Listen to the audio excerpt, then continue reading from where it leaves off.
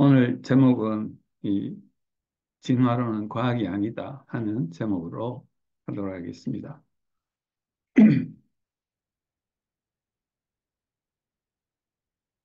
먼저 강의 시작하기 전에 이제 제 소개를 하겠습니다. 소개하신 것처럼 그 저는 이제 치과대학을 졸업하고 그다음에 졸업하고 나서 바로 이제 기초과학 쪽의 생화학, 분자생물학 이런 쪽을 이제 공부하고 저희 전공이 이제 분자유전학이라는 이런 쪽으로 이제 고정이 됐습니다. 그동안 이제 과학을 하는 동안 저는 과학자로서 좌우로 한눈 팔지 않고 제가 하는 전공에 최선을 다했었습니다. 근데 어 40대 중반에 제가 이제 늦게 예수 그리스도를 인격적으로 만나고 한 10여 년 신앙생활을 해가는 과정에 교회 안과 밖의 저희 삶의 기준이 자꾸 바뀌는 것을 제가 깨닫게 됐습니다. 그때 제 친구의 소개로 이 Understanding the Times라는 책을 소개받았고 그 서론을 읽고 이제 굉장히 충격을 받았습니다. 서문만 해도 굉장히 긴데 그 속에 세계관이라는 어떤 아이디어가 있는데 제가 거기에 대해서 한 번도 생각해 본 적이 없었던 것 같았고 그로 인해 가지고 저희 삶과 신앙과 그 기준이 이렇게 충돌하는 그것을 제가 이제 깨닫게 되었습니다. 그래서 이걸 이제 번역해야 되겠다 생각해 가지고 제 딸하고 같이 딸이 그때 이제 마침 영문과 이제 대학원을 통번역학을 이제 대학원을 이제 졸업하고 할 일을 찾고 있었기 때문에 이걸 했었고 이걸 이제 알리기 위해서 이 우리 학생들에게 2015년에 이 세계관의 이해라는 학사 과정에 이 과목을 개설했습니다. 그래서 지금까지 한 10여 년 강의를 지속해 오고 있습니다. 그 과정에서 이제 제가 그동안 몰랐던 것들을 이 강의를 함으로써 이제 자꾸 공부를 하게 되고 해서 이제 다른 곳에 가서도 이 말씀을 전할 수 있게 되는 그런 기회를 많이 가졌습니다. 그래서 여러 곳에 유튜브에 여러 곳에서 한 강의들이 이렇게 올라 있습니다. 그리고 오늘 교회 이제 CGN 동당이라는데 바이블 칼리지 또 서울대학교 바이블 칼리지에도 지금 강의를 시작하려고 하고 있고요. 제가 이제 또 현대성윤리문화교육원이라는 곳에 이제 원장을 이제 맡고 있어서 거기에도 이제 강의를 개설했습니다. 이게 이제 왼쪽에 있게 이제 번역한 책이고 오른쪽에 있게 제가 이제 쓴 책입니다. 오늘 여러분들께 이제 전해드리고 싶은 것은 세계관이란 무엇인가 하는 것하고 그 중에 그 모더니즘의 기반이 되는 과학주의 그 중에서도 특히 진화론을 비판하겠습니다. 그다음에 그 진화론의 가장 문제가 되는 그 저절로 생명이 생겼다 하는 그 생명에 대한 생명이 도대체 이제 학문적으로 생명을 무엇이라고 이야기하는가 하는 부분에서 그 생명이 절대 저절로 생겨날 수 없는 부분을 말씀드리려고 하고 그다음에 그 생명이 생기고 하나의 생명체로부터 진화가 되었다고 하는데 제가 전공하는 분자유전학의 원리는 진화라는 것을 거부한다 하는 것 말씀을 전하기로 하겠습니다. 그래서 결국은 우리가 그 기독교 세계관 바로 세우기, 성경에 근거한 세계관을 바로 세우는 것이 필요하다는 말씀을 드리고자 합니다. 세계관이란 무엇인가? 세계관은 세상 전 영역을 바라보는 전제들의 집합이라고 합니다. 그러니까 우리가 뭔가 세상을 바라볼 때 또 세상에서 정보를 우리가 받아들일 때 이럴 거라고 미리 전제하고 있는 것들이 있다는 것이죠. 그러니까 쉽게 말하면 우리의 세계관은 편견 혹은 선입견, 그러니까 먼저 들어온 어떤 견해에 의해서 나중에 들어오는 정보를 자기가 원하는 대로 해석하는 것. 그것이 이제 세계관이라고 이야기할 수 있습니다. 만일 그것을 우리가 그리스도인이라면 성경의 기준에 근거해서 모든 기준을 성경에 맞춰 가지고 그 세계관을 세우지 않으면 우리는 이제 하나님을 다른 분으로, 예수 그리스도를 다른 분으로 생각하면서 믿는 그런 신앙을 가지게 되는 것이죠. 그래서 로마서 12장 2절에는 이 세대와 하나님의 뜻을 대비를 합니다. 그래서 이 세대는 본받지 말고 마음을 새롭게 함으로 변화를 받아서 하나님의 뜻이 무엇인지 이 세대와 하나님의 뜻을 분별하는 것, 그것이 기독교 세계관이라고 생각할 수 있습니다. 그래서 기독교 세계관은 우선은 성경적 지식이 가장 기반이 돼야 되고 그 성경적 지식을 대항해서 이제 공격해오는 모든 세상의 이 세대의 이론들을 우리가 받아서 성경에 근거해서 거기에 방어할 수 있는 것, 그것이 기독교 세계관이라고 말씀드릴 수 있겠습니다. 세계관의 종류는 결국 무신론과 유신론, 크게 두 개로 분류를 할 수 있겠고, 유신론에는 신이 많다 혹은 모든 것이 신이다 하는 것, 아니면 유일신을 믿는 종교가 있습니다. 그래서 그 각각의 대표적인 것으로 뉴에이지와 이슬람과 기독교를 대비를 합니다. 신이 너무 많으면 혹은 신이 나도 신이 될 수 있다면 그러면 절대적인 신이 없고 절대적인 기준이 없어지는 겁니다. 절대적인 기준이 있지만 이슬람교는 구원의 구원을 얻는 것이 율법적인 그들의 율법을 지키고 이슬람의 율법을 지키고 그다음에 선행을 더 많이 해야지 구원을 얻을 수 있다고 합니다. 그러니까 자기 힘으로 구원을 얻는 것이죠. 그러나 기독교는 오로지 예수 그리스도의 십자가의 힘으로 우리가 구원을 얻는 것을 그래서 타력 종교라고 이야기를 합니다. 그러나 이제 우리가 계몽주의 이후에 인본주의, 공산주의 이런 이제 모더니즘 시대에는 과학을 기반으로 해가지고 이 유신론, 특히 기독교의 세계관을 공격하면서 우리 생각을 신이 없다는 쪽으로 끌고 가려고 하는 세계관이 있습니다. 그게 인본주의와 공산주의라고 할 수 있고요. 이게 20세기 후반에 와서 포스트 모더니즘이라는 이름으로 형태를 바꿉니다. 이들은 이 앞에 모더니즘은 어떤 뚜렷한 기준이 있어요. 과학이라는 어떤 기준과 나름의 기준을 가지고 있지만 포스트 모더니즘은 이전의 모든 기준들을 파괴하고 굉장히 파괴적인 세계관이죠. 자기 마음대로 할 수 있다고 하는 것. 우리가 지금 이 세상을 볼 때 보는 그것을 이야기합니다. 세계관은 선글라스에 비유를 하는데 이 선글라스는 우리 눈에 이렇게 됐을 때 외부로부터 오는 정보를 걸러가지고 어떤 정보는 받아들이고 어떤 정보는 버립니다. 이것이 이제 세계관이라 할 수 있고 그 정보에 의해서 먼저 들어온 정보에 의해서 생각이 처리되어서 세계관이 만들어지면 그 다음에 오는 것들은 이 한쪽 방향으로 편향된 쪽으로만의 정보를 가지고 우리는 그 바탕으로 그 정보를 가지고 처리를 하고 그 다음에 출력을 하는 거죠. 행동을 하거나 말을 하거나 이렇게 되는 것입니다. 그래서 세계관은 선글라스와 같다 이렇게 이야기를 합니다.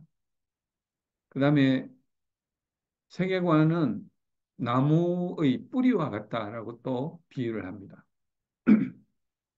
나무의 뿌리는 주변의 토양으로부터 물과 영양소를 받아들이고 줄기가 생기고 가지가 생기고 이파리가 생기고 꽃이 피고 열매가 맺습니다. 열매나 꽃으로 그 나무가 어떤 것인지 평가합니다. 사람은 인격과 습관으로 그 사람을 평가를 합니다. 그러나 이 인격과 습관은 주변의 환경으로부터 우리가 어떤 정보를 받아들이느냐, 그 다음에 그 정보로부터 어떤 신념과 믿음을 가지느냐, 그 다음에 그 신념의 바탕에 해서 어떤 가치관을 가지느냐. 그러니까 뭐가 옳고 그르다, 뭐가 좋고 나쁘다, 이익이 되고 안 된다, 예쁘고 안 예쁘다, 뭐 기타 여러 가지 가치관들이 있습니다. 그 가치관이 이 믿음에 의해서 형성이 되는데 그 가치관에 따라서 우리는 선택을 하게 되죠. 그 행동을 합니다. 그 행동들이 반복될 때 우리는 습관이라 하고 그것이 오래되면 그것이 결국은 인격으로 이제 됩니다. 그러니까 세계관은 우리의 인격을 결정하는 가장 바탕이 되는 정보들을 걸러내는 역할을 한다. 이것이 세계관이 중요한 이유입니다. 그래서 지금 우리의 세계관을 우리가 살펴봐야 되는 이유가 여러분들은 스스로를 그리스도인이라고 생각하실지 모르지만은 우리의 생각 속에 굉장히 다양한 다른 세계관의 정보들이 포함되어 있고 그거에 따라 우리가 판단하고 행동한다면 우리는 결코 온전한 그리스도인이라고 할 수는 없습니다. 그래서 그걸 매일매일 찾아내고 골라내어서 성경적인 하나님이 원하시는 기준으로 바꿔가는 것이 우리 성화되는 과정의 삶이라고 이야기할 수 있습니다. 세계관은 어떻게 형성되는가? 결국 원가정으로부터 형성이 됩니다. 부모님을 흉내내면서, 형제를 흉내내면서 자라게 되죠. 그래서 여러분들이 보다시피 이 선글라스를 끼는데 부모님 거를 끼든지 부모님이 사준 걸 낍니다. 결국 이제 바탕색은 부모님이 칠하시는 거예요. 그래서 우리에게는 이 기본적으로 가정교육이 선점하는 것이 아주 중요한 역할을 하게 됩니다. 그래서 자녀들 교육에 어릴 때부터 성경적 바탕의 그런 교육을 하는 것이 중요하다. 교회에서 주일학교 중요합니다. 그러나 문제는 우리의 공교육이 무신론을 바탕으로 하는 커리큘럼으로 짜여 있기 때문에 초, 중, 고등학교의 교육이 비록 뭐 기독교 어떤 그 교회나 이런 데서 이제 그 세운 학교라 할지라도 선교사가 세운 학교라 할지라도 커리큘럼을 이제 무신론적인 커리큘럼을 사용하면 그거는 무신론 교육을 하는 기관인 거예요. 거기에 성경 교육을 더 한다, 뭐 예배를 드린다는 것은 이것과 별개의 이야기입니다. 그냥 거기에 한 가지를 더 하는 것일 뿐이죠. 더구나 공교육은 시험까지 봐가면서 오랫동안 긴 시간 세뇌를 합니다. 그리고 사교육을 통해서 아이들이 생각할 시간을 없도록 만들고 더구나 요즘은 이 그 손안에 들어있는 이 장난감 때문에 SNS나 게임이나 가상현실이나 이런 것들 때문에 우리가 우리의 세계관을 바로 세울 틈을 없도록 성경을 읽을 시간이 없도록 만드는 것이죠. 그러니까 이것이 우리의 현재의 문제입니다. 그 균형 잡힌 세계관을 형성할 시간이 부족하다. 그래서 편견과 선입견으로 그래서 우리는 감기 걸리듯이 딴 사람이 한 이야기를 그냥 슬쩍 듣고 그것이 나의 세계관이 되는 그 다음에는 그게 나의 입으로 한번 그걸 고백했을 때는 그게 나의 신념이나 신앙이 되어버리는 그런 잘못된 세계관을 우리가 가지고 있고 더구나 부모님이 칠해준 그 바탕색 위에 교회와 공교육과 사교육과 SNS에서 강한 영향력을 미치는 것도 이렇게 물감처럼 선글라스 위에 뿌려져 있습니다. 어떨 때는 바탕색으로 보지만 어떨 때는 이 뿌려진 물감을 통해서 바라보기 때문에 그러니까 우리 세계관은 혼합된 세계관인 거죠. 그래서 우리 세계관에 문제가 있다는 것입니다. 그래서 세계관을 바로 세울 필요가 있다 하는 말씀을 드립니다. 아까 보여드린 그 다신론적인 혹은 이슬람 세계관이나 이런 이 범신론, 다신론 세계관은 왜 예수 그리스도만 유일한 복음이냐라고 우리를 공격합니다. 인본주의, 공산주의, 포스트 모던은 하나님은 없다라는 말을 하면서 우리에게 이야기를 합니다. 그래서 이 이들이 이야기하는 세계관들이 우리가 하는 모든 학문뿐만 아니라 학문 아니고 뭐 어떤 문화나 영화나 뭐 이런 걸 통해 가지고 우리에게 지속적으로 이야기를 하는 거예요. 공격을 하는 거예요. 이게 예루살렘 성입니다. 그 바빌론의 포로로 잡혀갔다가 결국 페르시아 어, 고레스 왕 때 이 되돌아오는 이런 그것과 이 포로들의 귀환으로 인해 가지고 성전이 먼저 만들어집니다. 스룹바벨과 에스라에 의해 가지고 성전이 만들어지고 그다음에 그 성경이 읽혀지는 예배가 되지만은 오랫동안 성벽이 완공되지 않고 주변의 민족들이 쳐들어와서 그걸 무너뜨림으로 인해서 이들의 신앙은 지켜질 수 없게 만들어집니다. 성민들이 이제 안전을 담보할 수 없게 되는 거죠. 큰 환란을 당하고 능욕을 받으며 예루살렘 성은 허물어지고 성문들은 불탔다는 점. 그래서 여기에 볼 때 성벽과 성문은 결국 우리의 성전을 지키는 방어벽이 되는 것이죠. 그래서 이 세상의 학문들의 공격으로부터 우리가 우리 신앙을 방어할 수 있는 그 성벽과 성문이 결국은 우리의 세계관이라고 할 수 있습니다. 그래서 느헤미야는 왕에게 허락을 얻어가지고 가서 52일 만에 성벽을 완공시킵니다. 성벽을 완공시키기 전에는 이 안에 굉장히 다양한 그 하나님이 원하지 않으시는 다양한 것들이 들어오게 되죠. 성전도 더구나 그렇게 됩니다. 그러나 느헤미야가 와서 성벽을 쌓으면서 그리고 성문을 달고 나서는 각자 자기 집 가까운 데서 이것을 방하게 만듭니다. 즉 자기의 전공 분야에서부터 이것을 방어를 하게 되는 것이죠. 각각. 그리고 그것을 전파해야 됩니다. 그 다음에 이 문을 닫고 열고 닫는다는 것은 선글라스를 명확하게 하나의 그 성경이라는 선글라스로 그걸 통해서 맞는 것들을 거기에 적합한 것들을 받아들이는 것이죠. 그게 성벽과 성문을 쌓음으로써 느헤미야서를 보면은 거기에 다른 민족과 결혼했던 사람들은 이 그들을 쫓아내게 되고 또 성전의 방에 도비아가 차지하고 있던 어떤 이런 방도 쫓아내고 그다음에 어, 주일날 안식일날 장사를 하러 오는 이런 사람들을 못 들어오게 하고 쫓아내고 하는 이런 것들이 이제 가능하게 되는 것입니다. 결국 신앙을 온전하게 지킬 수 있는 기반이 마련되는 것이죠. 이것이 세계관을 바로 세워야 하는 목적이 되는 것입니다. 요즘을 탈기독교 시대라고 이야기를 합니다.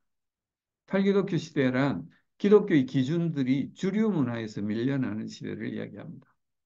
유럽은 이미 19세기, 20세기, 19세기에서 20세기에 걸쳐서 점점 밀려나게 되었고, 미국도 그 20세기 후반부터 지금에 걸쳐가지고 탈기독교라는 포스트 크리스찬이라는 말이 지속적으로 나오고 있습니다. 탈기독교 시대의 교회는 결국 주류 문화에서 밀려나 있는 기독교의 기준들이 을 그리스도인들이 세상 속에서 받아들인 주류 문화를 가지고 교회 속으로 들어옵니다. 그러면 교회가 세속화되고 심지어 밖에 나가서는 교회의 기준을 버리는 이분법적인 저의 삶과 같은 그런 이분법적 삶을 살게 되는 것이죠. 이럴 경우에는 복음의 활력이 상실됩니다. 결국 이게 세상에 나가면 그게 진리 같지 않거든요. 그러니까 그걸 전할 수가 없어요. 왜냐하면 그게 진리가 아닌데, 내가 자신이 없는데. 그러면 그걸 우리 자녀들에게도 마찬가지잖아요. 우리 자녀들에게도 그것을 제대로 전달하지 못하게 됩니다. 그러면 우리 후속 세대를 상실하게 됩니다. 탈기독교화를 이끄는 세상의 공격 중에 상대주의, 해체주의, 율법주의, 우상숭배 뭐 이런 것이 있지만 오늘은 여러분들에게 이 과학주의라는 것을 말씀드리려고 합니다. 과학주의는 이제 진화론을 기반으로 나타난 이야기들을 이야기를 합니다. 과학주의란 과학이 진리와 합리성의 유일한 근원이라는 신념입니다.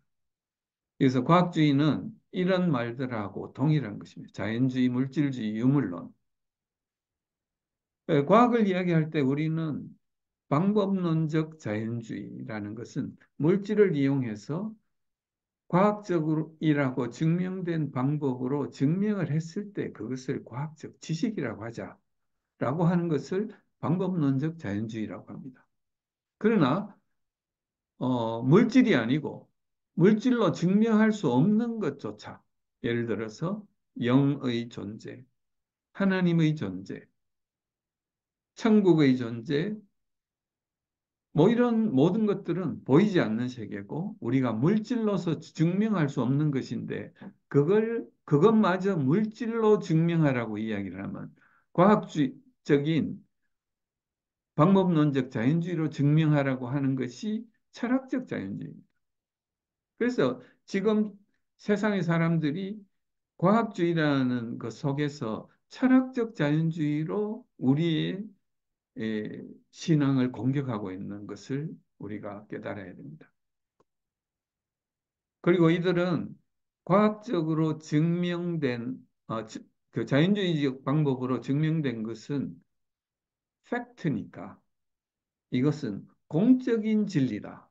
여러 사람이 다 그 맞다고 이야기했으니까 과학적으로도 증명이 됐으니까 이것은 팩트니까 객관적인 거야.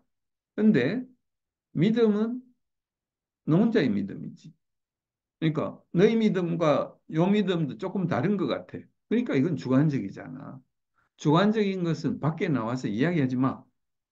이게 이들이 입을 다물게 하는 방식입니다.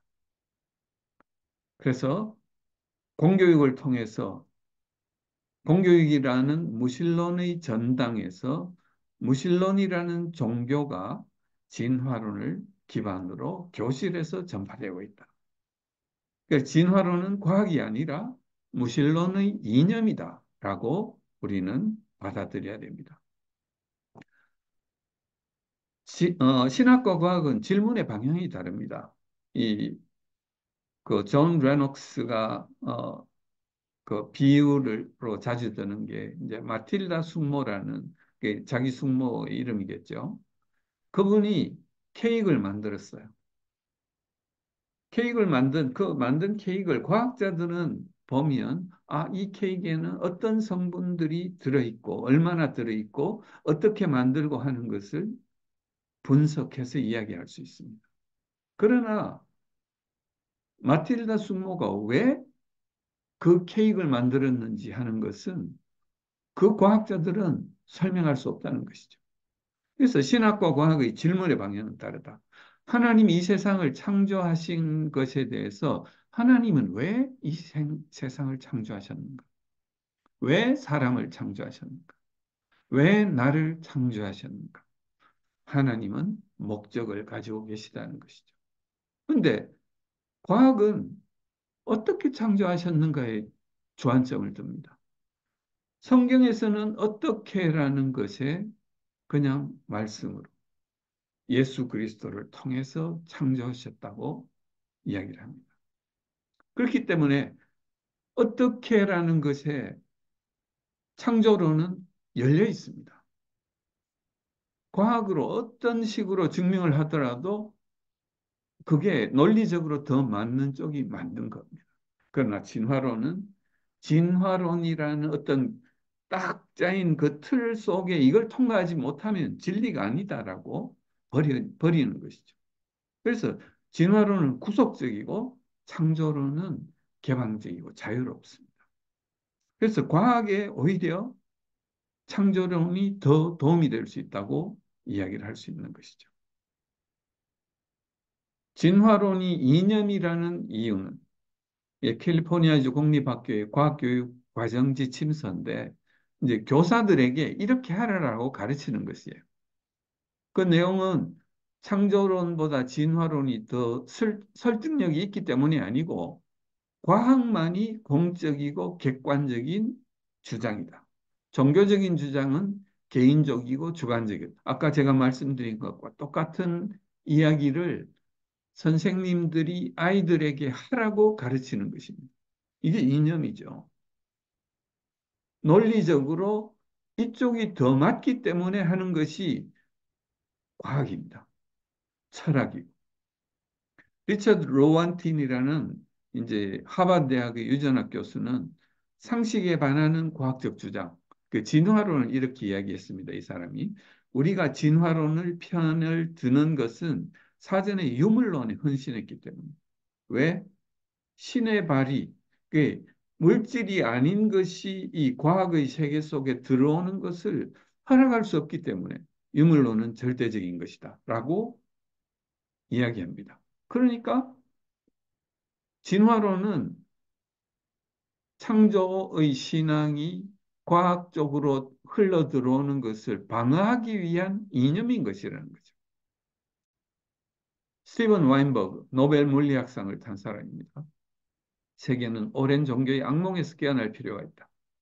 종교의 장악력을 약화시키기 위해 우리 과학자들이 할 수 있는 일은 무엇이든지 해야 하고 이는 문명에 대한 최대의 기회일 것이다. 이 노벨상을 탄 무신론 과학자가 이제 이런 이야기를 하고 있습니다. 그러니까 이게 이념인 거죠. 클라크 호웰은 인류의 진화를 설명할 만한 증거는 없다. 지금까지 단 하나도 없었다. 이 분야는 아주 적은 증거를 가지고 설화적인 처리를 요하는 성격을 가지고 있고, 그래서 인류 진화에 대한 완성된 시나리오는 우리가 알 수 있는 범위 너머에 있는 것이 진실일 것이다. 라고 진화론자가 이야기했습니다. 진화론은 무엇을 이야기하는가? 다윈의 종의 기원이라는 책의 목차를 보면 여러분들이 사육과 재배하에 발생하는 변이, 이거는 같은 종 안에서 사육과 재배입니다. 그 다음에 자연 상태에서 발생하는 변이, 이것도 같은 종 안에서 생존 경쟁에서 살아남는 거죠. 이게 같은 종 안에서 이야기를 하고 있습니다. 자연 선택 또는 적자 생존, 변이의 법칙, 전부 같은 종 안에서 이야기를 하고 나중에 그 같은 종 안에서의 이런 변화를 종을 넘어선 것으로 이 넘어가니까 그러니까 extrapolation이라고 합니다. 이 작은 걸 가지고 크게 넘겨짚는 것을 이야기하죠. 이런 것이 이제 다윈의 종의 기원의 내용이었어요. 다윈은 소위 이야기한 소진화, 같은 종 안에서의 진화를 이야기했을 거예요. 거기다가 자기 학설의 문제점, 그리고 지질학적 기록이 불완전하기 때문에 화석 증거가 없기 때문에 나의 생각은 이 화석 증거가 뒤에 나오지 않으면 나의 주장은 헛된 것이 될 것이다라고까지 책에 적혀 있어요. 그래서 다윈의 주장은 이런 것이었습니다. 그래서 진화론의 핵심을 사람들이 정리하기를 진화론은 점진적인 진화, 그 자연 선택을 통한 점진적인 진화이고 그때 하나의 공통적인 조상으로부터 모든 생명체가 나왔을 것이다. 이것이 다윈 진화론의 기본되는 핵심적인 주장입니다. 그리고 다윈의 시대는 1800년대를 생각해 보면 그때는 과학이 전혀 발달하지 않았을 때예요. 다윈을 소위 박물학자라고 이야기합니다. 박물관은 Natural Science를 박물학이라고 이야기해요. 동물, 식물, 광물까지 다 포함하는 것을 학문을 하는 사람이 이제 Natural History를 하는 사람이라는 거죠. 그러니까 지금의 그 과학적인 이야기를 담을 수 있는 그릇이 아니라는 거죠.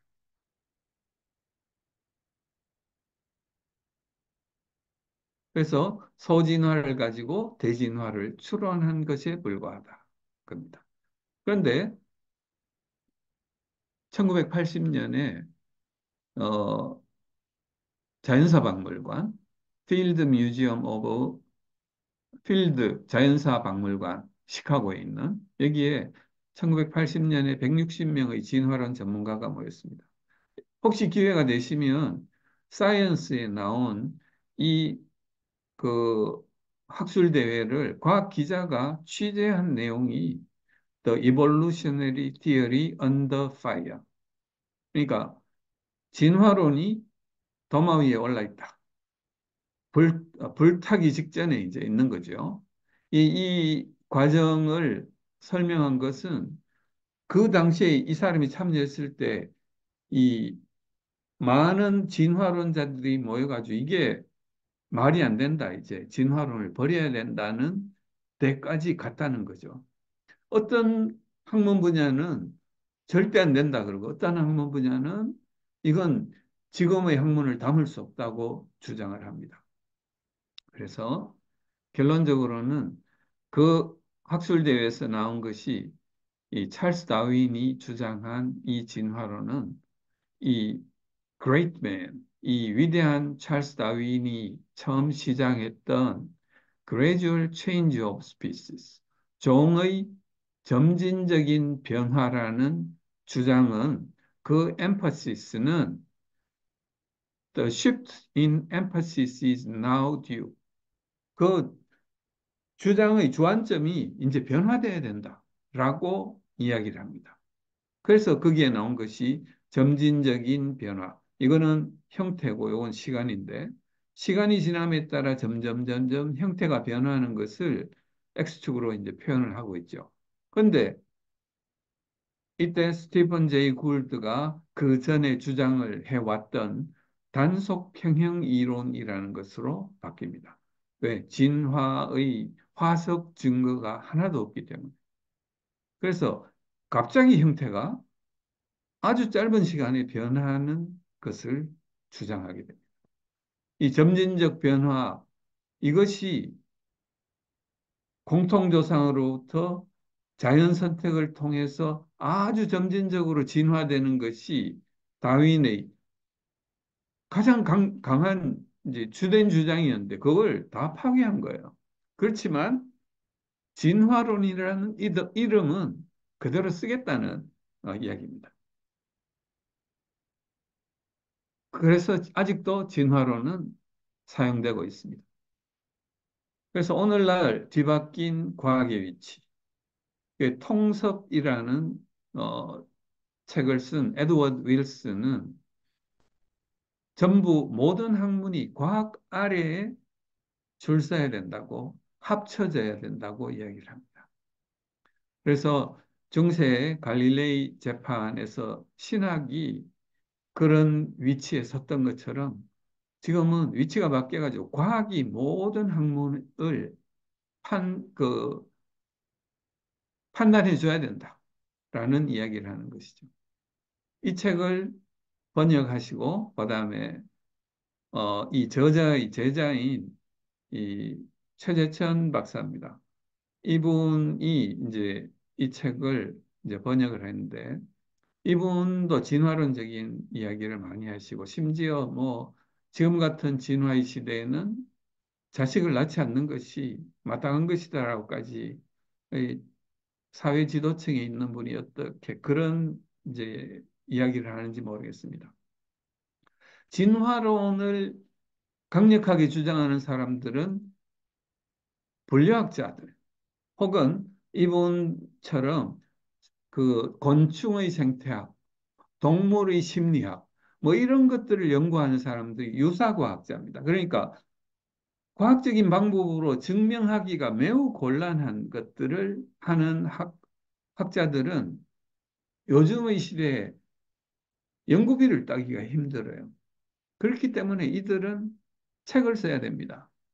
그들이 쓸 수 있는 책은 진화론과 연관되는 책밖에 없기 때문에 이분들은 진화론을 주장하는 길로 갈 수밖에 없어요.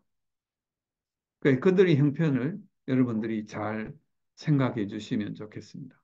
이분도 보면 우리나라에는 그렇게 유명하지만 그 과학 논문으로 이렇게 올라와 있는 것은 펍메드에 올라와 있는 것은 거의 없습니다. 내용이. 과학적 지식의 잠정성. 더구나 우리의 과학적 지식은 잠정적일 뿐입니다. 제가 이제 아주 배율이 낮은 옛날의 현미경으로 그 관찰하던 세포와 지금 아주 발달한 현미경으로 바라보는 어, 그 세포는 그 아주 다릅니다. 저온 전자현미경은 단백질의 구조까지 밝힐 수 있는 배율로 우리가 볼 수가 있습니다.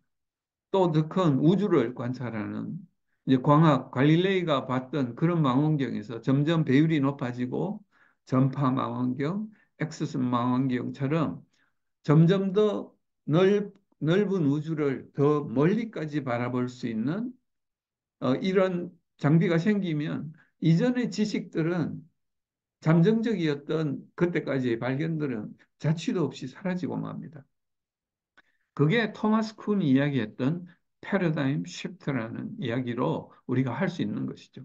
그래서 과학은 어떤 다음 단계의 이런 것이 어, 나올 때까지 잠정적인 흔들리는 배 위에 탑을 쌓은 것이다. 그렇게 우리가 생각할 수 있겠습니다. 과학의 지식이 절대적인 것이 아니다. 그러니까 진리가 될 수 없다는 것이죠. 리처드 도킨스 같은 사람, 이 사람도 동물 행동학, 그러니까 꿀벌의 뭐 행동이든가 뭐 이런 걸 연구한 분이에요. 지도 교수가 어, 그, 그 심리학 그걸로 이 노벨상을 수상했어요. 73년도에. 자, 이 사람도 1970년대에 대처가 집권했을 때 연구비가 아주 줄어들었습니다. 정부가 긴축을 했기 때문에. 그래서 연구비가 없어서 이 사람이 책을 쓸 수밖에 없었어요. 그때 마침 자기 교수가 노벨상까지 탔죠. 그래서 이기적 유전자라는 책을 쓰고 그게 히트를 치면서 유명하게 됩니다. 이 사람도 유사과학자죠. 진정한 과학자라고 할 수 없습니다. 그러니까 연구비를 받을 수 없는 것이죠. 그런데 이 사람이 이기적 유전자를 가지고 인기를 끄는데 이 이기적 유전자가 과학 저널이나 이런 데 생물학 쪽에는 전혀 인용되는 것이 아닙니다. 그냥 그 수사적인 거죠. 수사적인 것으로 받아들이지 이걸 과학적인 내용이라고 절대 볼 수가 없는 것입니다. 근데 이게 유명해지니까 이제 찰스 시몬이라는 마이크로소프트 워드를 이제 프로그램을 만든 사람이에요. 처음에. 이 사람이 이제 돈을 그 많이 받았겠죠. 마이크로소프트로부터. 그거로 자기 그 돈의 일부로 진화론을 전파할 수 있는 석좌 교수 자리를 옥스퍼드 대학에 만듭니다. 거기에 처음 그 석적 요소가 된 사람이 이 리차드 도킨스예요. 그러고 나서 이 사람이 만들어진 신 만들어진 위험, 신은 위대하지 않다, 신 없음의 과학. 그러니까 기독교를 공격하는 고용된 저격수가 되는 것이죠. 그래서 이 사람이 나쁜 영향을 많이 미쳤어요. BBC 다큐멘터리 기획을 하면서 진화론을 심고 그것을 나레이션하고 런던의 이층버스에 이런 하나님 아마 없을 거야. 걱정하지 말고 인생을 즐겨라고 하는 이런 이제 도발적인 이런 거를 해가지고 이제 1년 동안 자기가 돈을 냅니다. 그 전투적 무신론자라 그럽니다. 그래서 별명이 다윈의 로트바일러, 경찰견. 이런 다윈을 지키기 위한 이제 그런 개처럼 그렇게 활동을 하고 있다는 것이죠.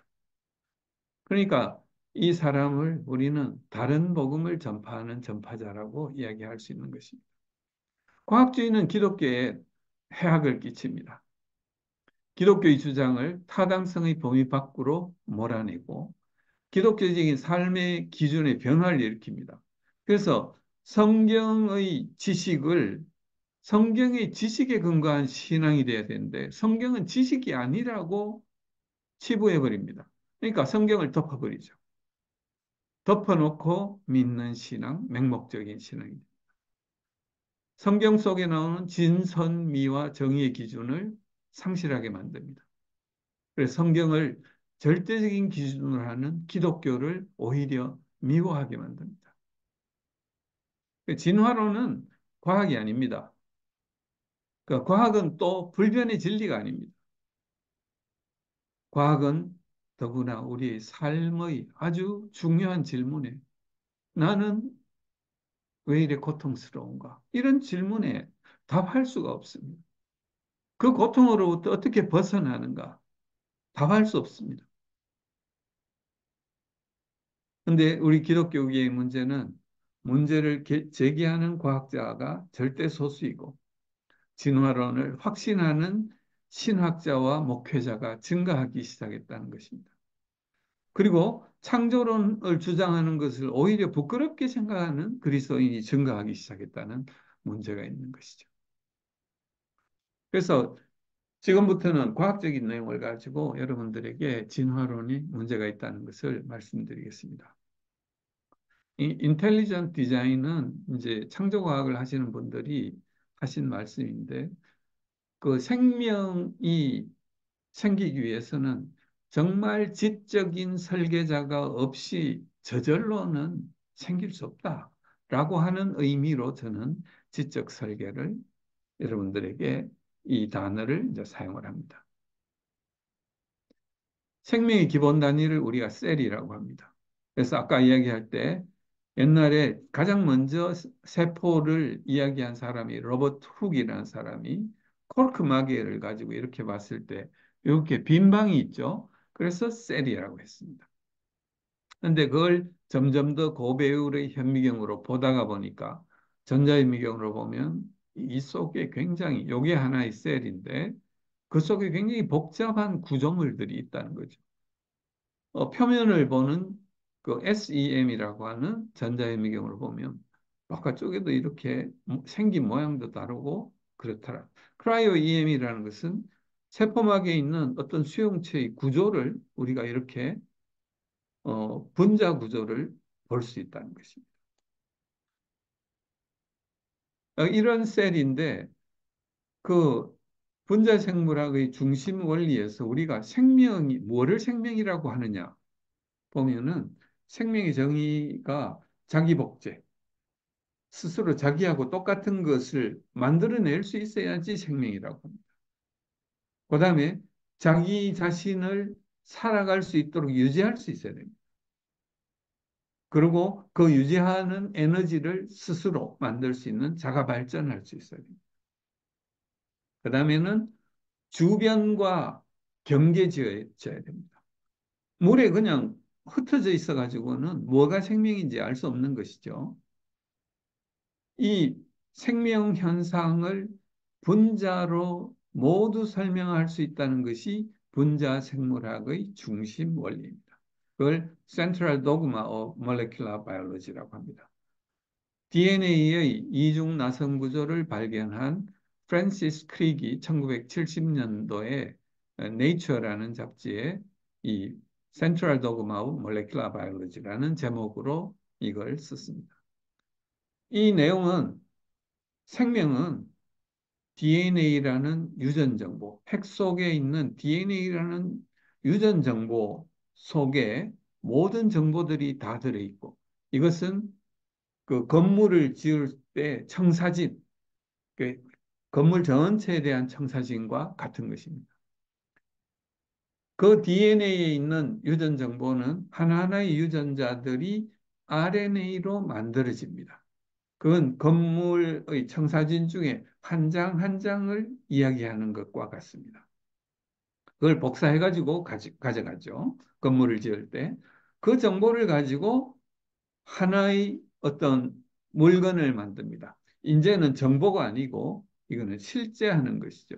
단백질은 그 실제하는, 실행하는 우리의 세포의 구조물이기도 하고 효소이기도 하고 호르몬이기도 하고 수용체이기도 한 그런 것들이 단백질입니다. 그 단백질 정보가 있고 그 정보를 복사한 것이고 단백질 만들기 위해서 이게 단백질이 만들어지는 것이죠. 그런데 이 정보는 똑같은 정보가 복제가 돼 가지고 세포가 두 개로 나누어진다. 이것이 DNA replication, DNA 복제고 세포 분열입니다.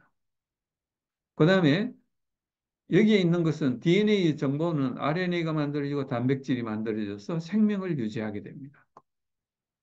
그러면 이 과정은 트랜스크립션 혹은 전사, 트랜슬레이션, 번역이라고 이야기하는데 이 전사와 번역의 과정에는 단백질인 효소가 있어야지 요걸 복사를 할 수 있고 또 번역을 할 수가 있습니다. 그러면 이 효소의 정보는 어디에 들어있을까요? 여기 들어있습니다. 유전 정보 속에 들어있는 거죠. 그러면 어느 게 먼저 있어야 될까요? 이 효소가 없으면 여기서 이걸로 가는데 시간이 오래 걸립니다. 그럼 그동안 이게 다 분해되어 버리겠죠. 한 개 붙었던 게 다음 개 붙기 전에 또 이게 떨어져 버립니다. 이것이 효소가 꼭 필요한 이유입니다. 그래서 자기 복제, 자기 유지, 그리고 이걸 할 수 있는데 필요한 에너지를 얻는 자가 발전. 그리고 이게 훅 퍼져 있어는 안 되고 세포막 안에 경계 속에 다 들어 있어야 되는 주변과의 경계. 이것이 분자생물학의 중심 원리인 것이죠. 그래서 이거를 이제 갖추는 것이 하나의 생명체라는 것이고 그 가장 작은 생명체가 그래서 닭이 먼저냐 달걀이 먼저냐 하는 그 질문이고 동시에 있어야 된다 하는 것이 우리의 답입니다.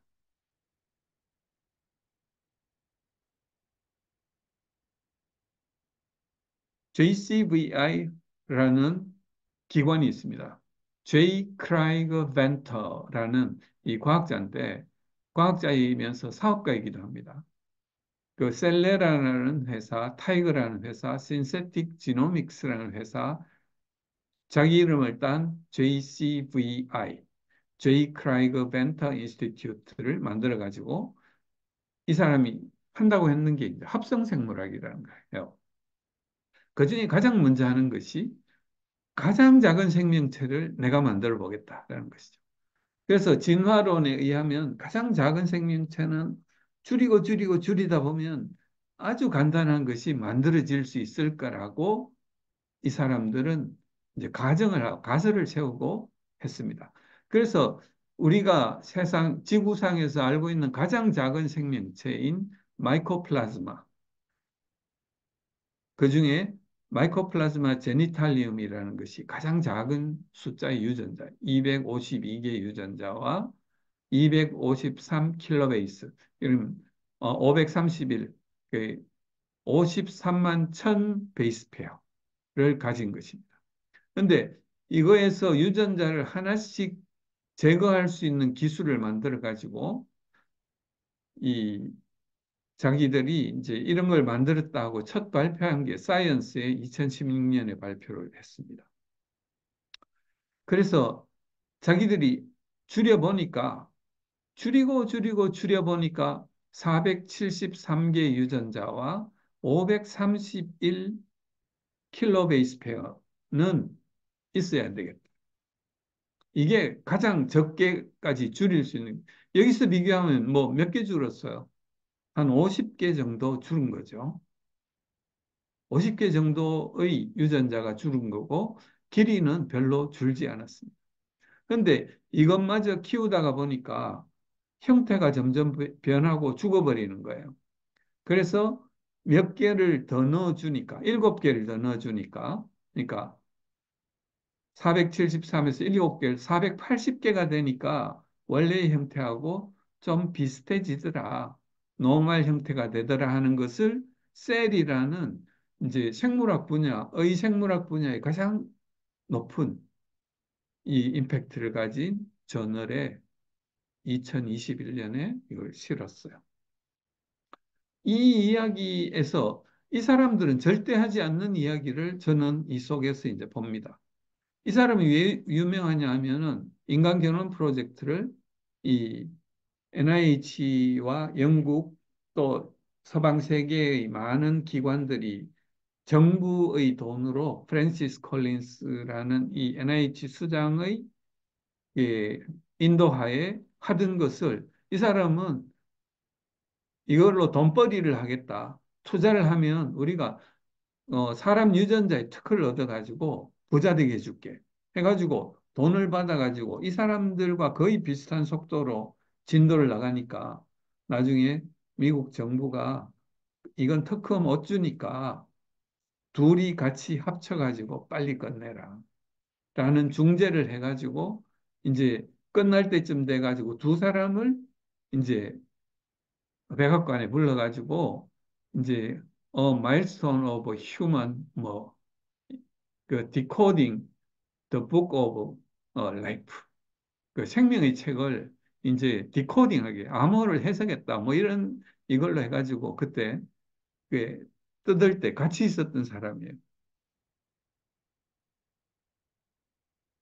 그래서 이 JCV의 합성 생물학에서 이야기하는 것은 지구상의 가장 작은 세포도 생명 현상을 위해서는 최소한 480개 유전자가 한꺼번에 동시에 있어야 됩니다. 그 정보에 의해서 만들어진 단백질도 유전자와 함께 동시에 있어야 돼요. 그리고 그들을 하나의 좁은 공간 안에 컴팩트하게 있게 만드는 세포막과 다른 구조물도 동시에 필요하다. 만일에 세포막도 없고 이 480개 유전자가 동시에 존재하지 않으면 얘들은 자기 복제도 안 되고 살아갈 수가 없죠. 그럼 죽어버리죠. 그러면 처음부터 다시 우연에 의해서 처음부터 다시 생명이 생길 때까지 다시 올라가야 되는 거예요. 한 개에서 두 개. 그 진화론자들이 이야기하는 걸로 치면 한 개씩, 두 개씩 모여가지고 근데 스스로 자기 복제를 해야지 진화라는 것이 조금 변해가지고 진화라는 게 있을 수 있잖아요. 자기 복제를 할 수 있는 생명체가 되기 위해서는 최소한 여기까지는 와야 된다는 거죠. 무슨 말씀인지 알겠죠? 동시에 한꺼번에 그 생명체가 필요하다는 겁니다. 우리는 모든 세포는 원래 있던 형태대로 그대로 만들어졌다는 것을 이야기를 합니다. 그러니까 세포 안의 구조를 살펴보고 그 안에 아주 복잡한 많은 단백질들과 구조물로 구성되어 있다는 것을 우리가 지금 과학의 눈으로 볼 때 세포가 저절로 생긴다는 것은 생각할 수도 없습니다. 점진적으로 또 생길 수 없습니다. 그런데 이걸 초등학교 때 진화론을 배운 사람은 이것과 이것을 이분법적으로 생각을 합니다. 그래서 이게 지적, 지적 설계라는 데서 주장하는 irreducible complexity, 예, 화는 불가능한 복잡성, 더 이상 줄일 수 없는 복잡성. 480개의 유전자와 단백질이 세포막이라는 구조 안에 동시에 존재하는 것은 더 이상 줄일 수 없다. 그러니까 이 생명이 생기게 하는 것은 저절로 안 된다는 것이 이제 분명한 사실이라는 것이죠. 생명의 정보는 어디서 오는가? 우리가 유기물의 단량체에서 다량체가 될 때도 아미노산들이 연결돼 가지고 의미 있는 단백질이 만들어지기 위해서는 그 서열이 필요합니다. 순서. 어떤 순서로 20개의 아미노산이 어떤 순서로 이렇게 배열돼야 되는가 하는 그것이 필요한데 그 정보는 어디서 오는가 하는 것이죠. 저절로 생길 수가 없습니다. 유기물 다량체가 모여가지고 단세포 생명체가 된다. 이게 아까 분자생물학의 중심 사상에서 이야기할 때 여기에는 굉장히 큰 정보가 필요합니다. 그게 마치 고양이가 피아노 건반 위에 뛰어다녀서 우연히 베토벤의 월광 소나타가 연주될 확률. 이거와 뭐 이거보다 훨씬 더 이제 확률이 낮다고 이야기할 수 있죠. 거기다가 단세포에서 다세포 되는 것은 더욱 더 그렇습니다. 이런 문제를 가지고 있는 것이 진화론은. 그리고 마찬가지예요. 거기다가 세포로부터 조직, 장기, 기관계를 가진 이런 생명체가 만들어지는 데는 더더욱 큰 정보들이 거기에 들어가야 되는데 이건 절대 우연히 생길 수 없다. 결론, 생명의 기원의 결론은 생명은 우연한 점진적인 진화로 결코 생겨날 수 없다. 그 제이 크라이그 벤터 인스티튜트의 연구에 의하면 여러분들은 이걸 인용하시면 됩니다. 최소한 480개 이상의 유전자와 단백질이 세포막이라는 구조 속에 한꺼번에 동시에 존재해야지 생명이 반복적으로, 그러니까 복제가 될 수 있다. 복제의 과정이 있어야지 진화가 될 수 있다. 이것이 진화론이 발붙일 수 없는 이유가 되는 것입니다. 더구나 시편 2편을 보면 어찌하여 이방 나라들이 분노하며 민족들이 헛된 일을 꾸미는가? 이 진화론을 빗대어 가지고 이야기하는데 그 JCVI의 논문에 대해서도 그런 거예요. 하늘에 계신 이가 웃으시며 주께서 그들을 비웃으심이로다. 이 합성생물이라고 이야기하는데 하나님께서 비웃으시며 그건 내가 만든 거잖아. 합성생물학을 만드는 그 기반인 핵산과 아미노산도 내가 만들어준 거잖아. 그 다음에 그 사람들이 이용한 첫 번째 껍데기인 세포막도 내가 만들어준 거잖아. 그 DNA라는 구조, 가장 작은 생명체라는 것도 내가 만들어준 거를 니들이 줄이면서 그걸 합성이라고 이야기하느냐? 라고 비웃으신다는 거죠. 오리지널 디자인. 이거 뭐 좀 빨리 지나가겠습니다.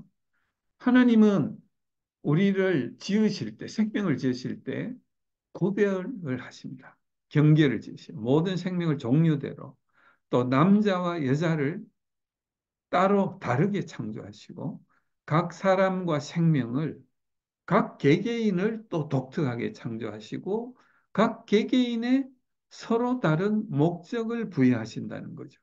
그게 하나님이 우리에게 주시는 오리지널 디자인입니다.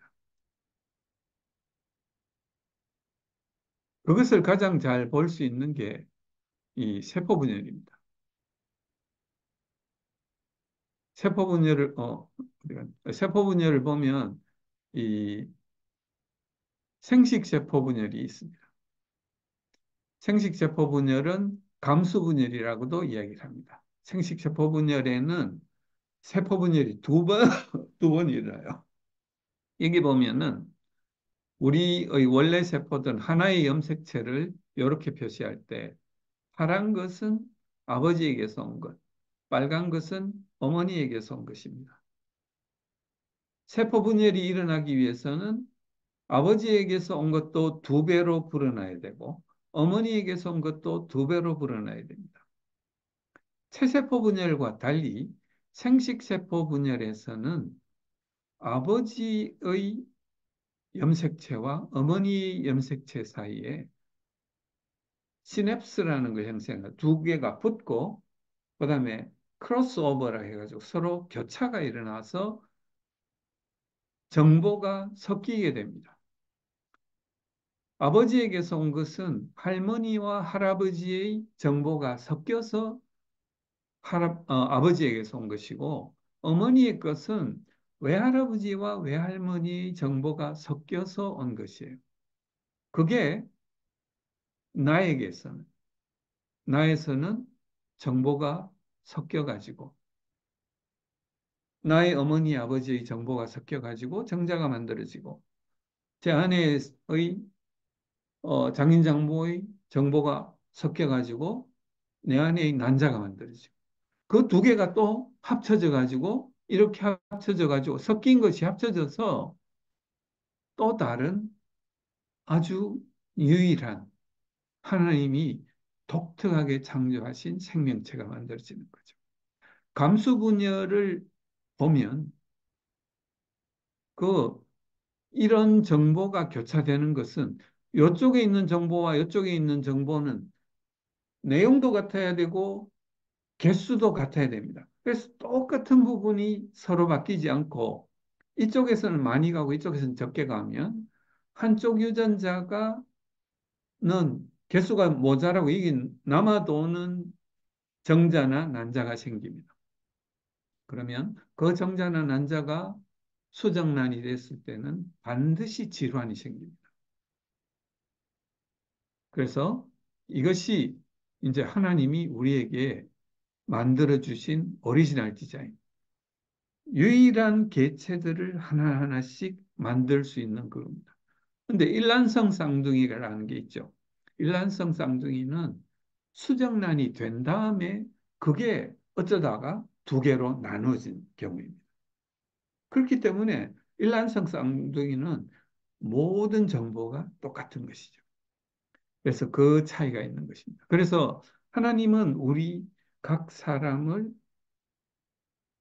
그 부모님의 조상과 조상과 그 조상들의 정보들이 섞이고 섞인 것들을 통해서 나를 유일하게 독특한 어떤 개인으로 만드셨다 하는 것을 이야기를 합니다. 그리고 그 중에서도 남자와 여자는 X 염색체와 Y 염색체를 가진 이 경우에는 남자의 것이죠. 이건 감수 분열을 해가지고 X가 생기든지 Y가 생기든지 이렇게 되죠. 이것은 여성은 XX, 성염색체는 XX밖에 없고 여기는 XY가 다 있으니까 각각 하나씩 내 가지고 자손이 만들어집니다. 그러면 여성이 되고 이 경우에는 남성이 되는 거죠. Y염색체를 가진 정자와 난자가 만나면 남자아이가 생겨나고 X염색체를 가진 정자와 난자가 만나면 여자아이가 만들어지는 것입니다. 성이 그렇게 결정되고 이 결정된 성은 그 수정란은 그다음부터는 똑같은 걸로 분열을 하니까 모든 우리 몸에 있는 세포가 똑같습니다. 남자아이 것은 우리 몸의 모든 세포가 Y염색체를 가지고 있고 여자아이 것은 우리 몸의 모든 세포가 X염색체를 가지고 있어요.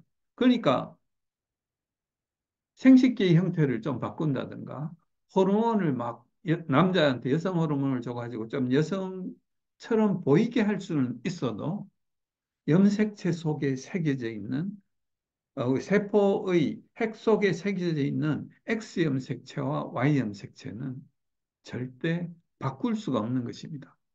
호르몬을 주지 않고 그냥 놔두면 원래의 형태대로 많이 되돌아갑니다. 수염이 나고 남자가 여자처럼 됐는데 수염이 나고 지방이 재분배가 일어나고 그다음에 털도 나고 뭐 이런 일들이 이제 생겨나는 거죠.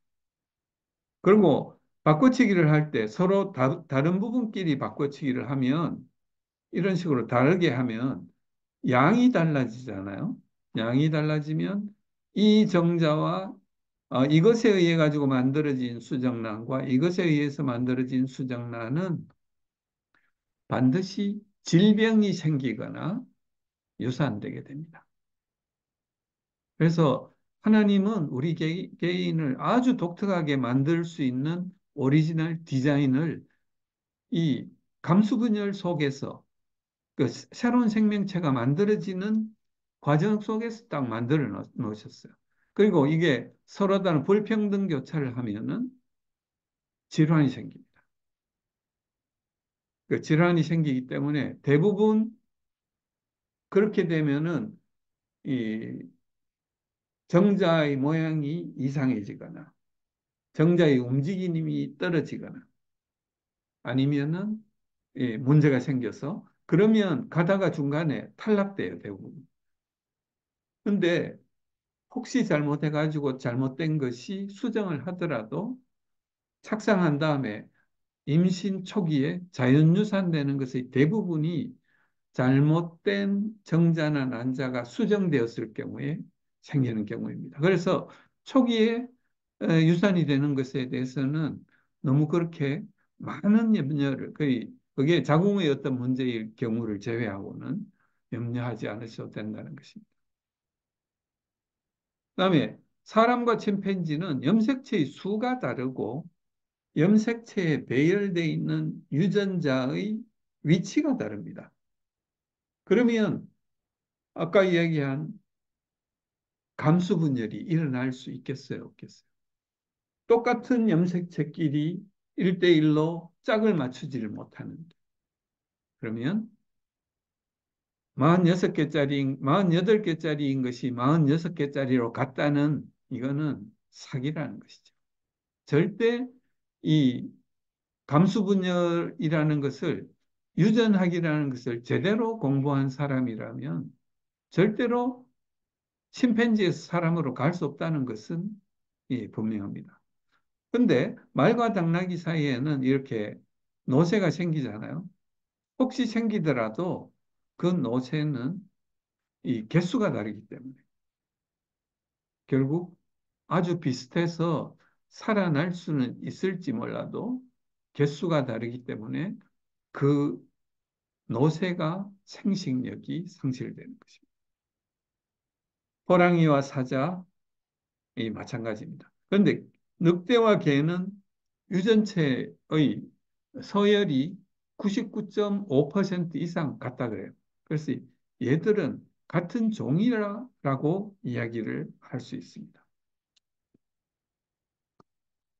체세포 분열. 체세포 분열은 또 이 하나의 정자와 하나의 난자, 각각이 모두 독특한 것인데 이 독특한 두 개가 또 합쳤으니까 더 독특한 하나의 수정란. 그때부터 우리는 생명이라고 이야기를 합니다. 왜?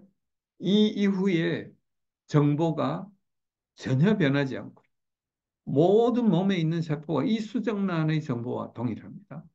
그 다음에 그 중간에 어떤 끊어가지고 여기까지는 생명이 여기까지는 아니라고 이야기할 수 있는 단절할 수 있는 어떤 그게 없다는 거죠.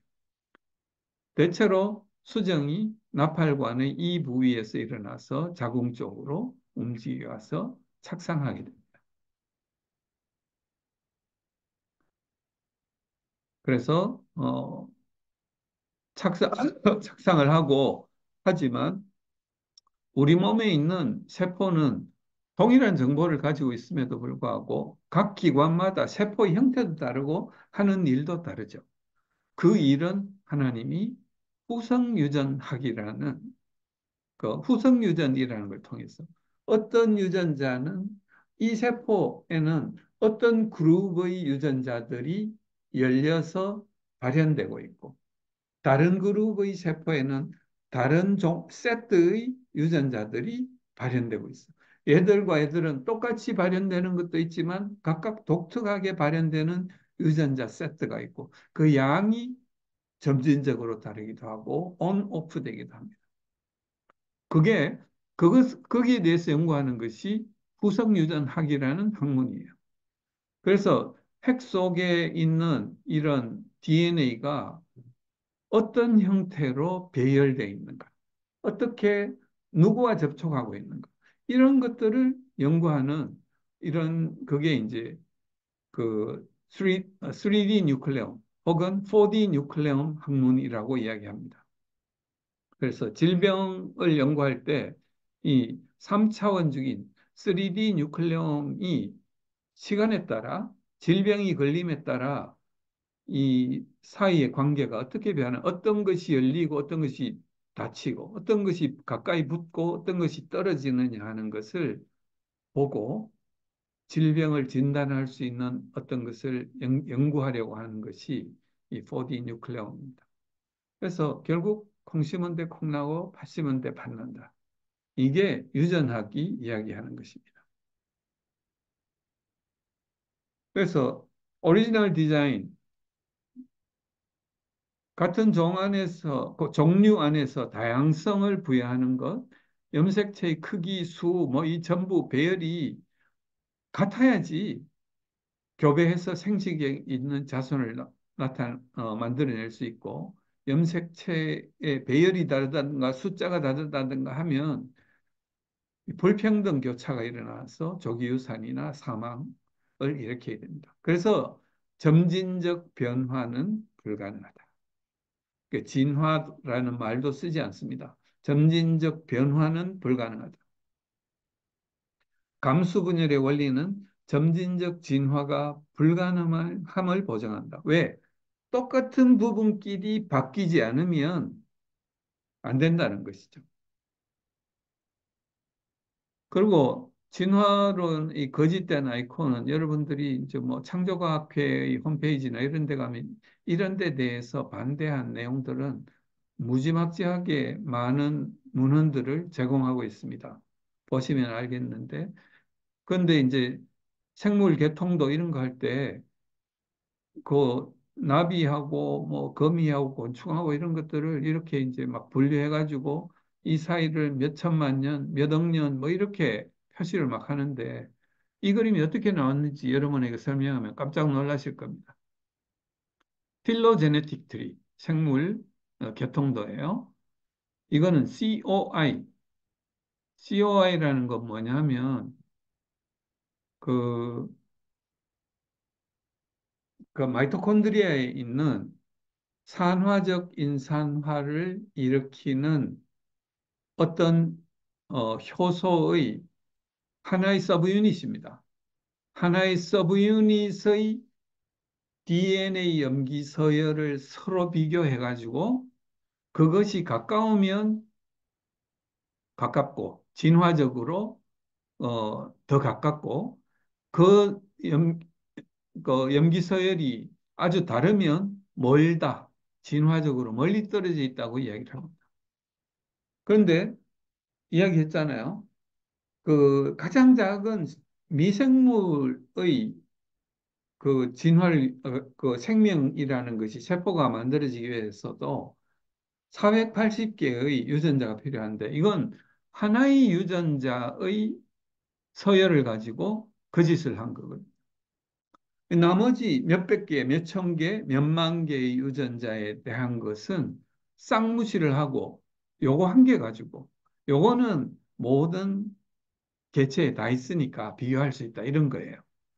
그러면 요거는 이렇게 비슷한데 다른 것들을 비교했을 때 다르면 어떻게 할 건데? 라는 질문을 하면 그래서 결국은 앞으로는 유전체를 전부 다 염기 서열을 다 밝히면 자연히 종이라는 것은 자동적으로 이 배열이 될 것이고 그것은 종류대로 하는 그대로의 이야기를 하게 될 것이다라는 저는 예측을 해봅니다. 그리스도인이 과학을 하는 태도, 이제 과학자들일 경우에 그 성경을 이 신학이 해석하는 것과 자연을 과학이 해석하는데 인간의 해석이 포함되어 가지고 잠재적인 갈등이 있습니다. 신학은 교회의 전통과 이 세계관, 과학은 세계관이나 정치의 영향을 받아가지고 해석이 서로 달라지는 거죠. 그래서 자연을 해석하는 과학과 성경을 해석하는 신학이 이 갈등이 생기는 거예요. 지금 현재는. 그러나 원저자이신 하나님은 이 자연과 성경을 다 저자이시거든요. 원래 갈등이 없을 것이다. 갈등이 없는 것이 맞다는 것이죠. 예, 프랜시스 베이컨이라는 예, 귀납적, 경험론적, 과학적 추론을 하는 분이 이 이야기를 했어요. 그리고 예전에는 이제 틈새의 신 이론이라는 이야기를 했습니다. 천둥번개가 치는 것을 이제 천둥번개가 치면 이 신이 놓였다라고 해석하던 것이 정전기, 구름과 구름 사이에 정전기가 어떠고 저떠고 뭐 이런 식으로 과학이 해석할 수 있게 되면 신은 모르는 부분한테 신한테 맡기고 나머지는 가다가 보니까 신은 저 틈새, 인간의 지식의 잘 모르는 그 틈새에만 존재한다. 이게 틈새 이론이라는 것이에요. 그러나 우리가 고린도전서에서 13장이 사랑장이라고 알려져 있잖아요. 다른 어떤 은사보다 이것을 구하라고 하는 그 사랑이라는 은사를 이야기하면서 9절, 10절에 이렇게 이야기를 합니다. 우리는 부분적으로 알고 부분적으로 예언하니 온전한 것이 올 때에는 부분적으로 하던 것을 폐하리라. 그러니까 과학이나 신학이나 자연을 보고 거기에 있는 내용을 하나님의 창조의 원리를 예언하는 것입니다. 성경의 내용을 가지고 해석을 해서 이야기하는 것이 신학이 예언을 하는 것입니다. 그래서 지금 우리는 부분적으로 알고 부분적으로 예언하고 있다는 것이죠. 그러나 온전한 것이 올 때에는 부분적으로 하던 것이 패하리라. 청동거울로 보던 것이 얼굴과 얼굴을 대서 보는 것처럼 분명하게 알 것이다라고 이야기를 합니다. 하나님이 예수께서 이제 재림하실 때 결국 우리는 분명하게 알 것이다 하는 그 말씀을 드립니다. Take home message. 절대로 우연히 생길 수 없다. 한꺼번에 많은 정보가 동시에 필요하다. 유전의 원리는 진화라는 것이 불가능하게 만든다. 진화론은 자유로운 해석을 얽어매는 굴레고 과학의 발전에 걸림돌이 된다. 진화론은 유물론을 받아들이고 만드는 무신론자의 이념이다. 라고 이야기할 수 있겠습니다. 그래서 마지막으로 이 성경 말씀을 나누고 마치도록 하겠습니다. 고린도후서 10장에 우리의 싸우는 무기는 육신에 속한 것이 아니요 오직 어떤 견고한 진도 무너뜨리는 하나님의 능력이라. 그러니까 지금 우리가 세상과의 싸움은 육신의 전쟁이 아니고 영적 전쟁이라는 것을 이야기하고 있습니다. 그리고 그 세상의 어떤 이론이라는 것이 견고한 진이 되는 것이죠. 그래서 이걸 파할 수 있는 하나님의 능력. 그래서 모든 이론을 무너뜨리며 하나님 아는 것을 대적하여 높아진 것을 다 무너뜨리고 모든 생각을 사로잡아 그리스도께 복종하게 하니. 이것이 기독교 세계관을 가진 사람들이 어, 자기 세계관을 재정립하면서 저는 자기의 전공 분야에서부터 이것을 봐야 된다고 생각을 합니다. 우리가 세상의 학문에 또 세상의 지식에 대해서 가장 많이 받아들인 것이 자기 전공 분야예요. 신학도 마찬가지입니다. 성경을 받아들인 게 아니고 신학을 설명한 그 교재들, 책들을 보고 받아들인 거잖아요. 그걸 하나님을 아는 것을 대적하여 높아진 것을 다 무너뜨리고 복음의 기반 위에 다시 세워야 된다고 주장을 합니다. 그래서 그건 금방 되는 것은 아니고 우리 일생 동안 우리가 해가야 될 일이라고 생각을 합니다. 네, 감사합니다.